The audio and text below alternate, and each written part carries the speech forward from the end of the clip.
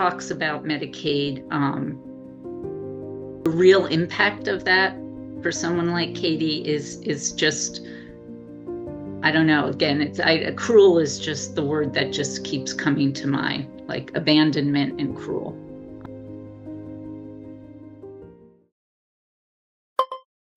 Kathy, how are you? I'm good. I Thank you hope that's so all right much. that I call you Kathy. Absolutely, yes. My pleasure. I want to sincerely thank you for giving me this opportunity for us to have this discussion.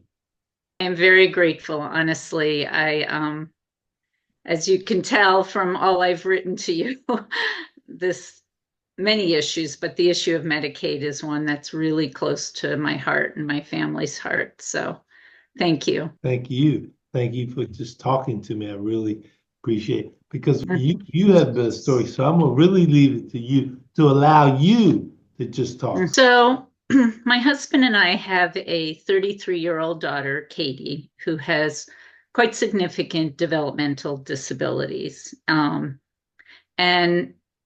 without getting into all the details, what that basically means is that she needs 24/7 care and supervision. And a few years ago, it sort of became clear to us that some of the physical demands of her care were getting harder for us. And so she's now living in a group home with two other women with disabilities and 24/7 staff that is largely paid for through a Medicaid waiver.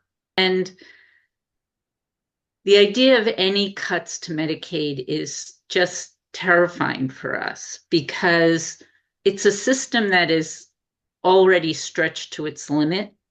And so for us, any threat to Medicaid just feels like it's terrifying. And I would say almost everybody I know who's getting older, who has a child with the kind of level of needs that Katie has, the biggest anxiety they live with is what will happen to my child when I'm not here anymore? Who will take care of her?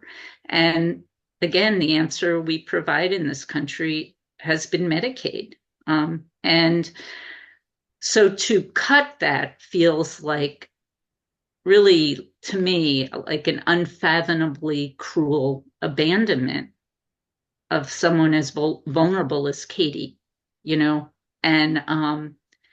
And so all the talks about Medicaid, the real impact of that for someone like Katie is just, I don't know. Again, cruel is just the word that just keeps coming to mind, like abandonment and cruel.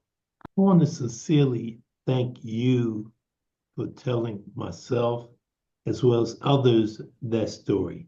Remember, people like myself, I work for you. Mhm. And that's important to understand. Mhm. Kathy, I want to assure you that as long as I'm in this particular position, I share with you that I will do every single thing that I can to understand and hear what you have to say. And by you saying it, you got the chance that I want to assure you and tell your story to others. Mhm. Multiply that. That is important. Mhm. And it's important for you to hold people like myself and the President of the United States Mhm. accountable. Because at the end of the day, we do work for you. I want you to understand that. We don't take it lightly. So again, Mhm. I appreciate you taking this moment and this time